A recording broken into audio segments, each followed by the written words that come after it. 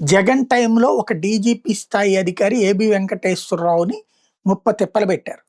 But arrest చేయలే, జైల్లో పెట్టలే. కేసు అయితే పెట్టారు, విచారణ వరకే చేశారు తప్పి. విచారణ కూడా ఇప్పుడు పిలిచినట్టు పిలవలేదు అప్పుడు. ఆ ఎంక్వైరీ అంటూ ఏళ్ల తరబడి సాగిపోయింది, రేపు గవర్నమెంట్ దిగిపోయింది. కానీ ఆయన పోరాడారు, మాట్లాడారు అందరు ఎదురుగుండా. ఇప్పుడు దాన్ని తప్పుబడతా అదంతా విధ్వంసం అని చెప్పినటువంటి తెలుగుదేశం, జనసేన, బీజేపీ అధికారంలోకి వచ్చాక 199 మంది పోలీసు అధికారులు గాని, డీఎస్పీల స్థాయి నుంచి ఐపీఎస్ల దాకా లైమ్ లైట్‌లో నుంచి తీసి పక్కన పెట్టారు. అసలు పోస్టింగ్‌లే ఇవ్వరు. అప్పుడప్పుడు బందోబస్తు డ్యూటీలే ఏస్తారు. జీతాలు ఇవ్వరు.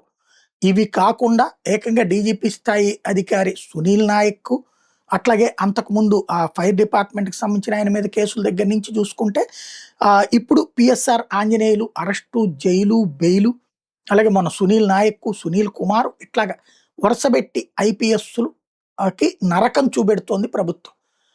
అయితే దీంట్లో ఆనాడు ఏబి వెంకటేశ్వరరావుకి వచ్చిన సానుభూతిని ప్రొజెక్ట్ చేయడం ఆ రోజున తెలుగుదేశం అనుకూల మీడియా గాని, సోషల్ మీడియా గాని చేయగలిగింది.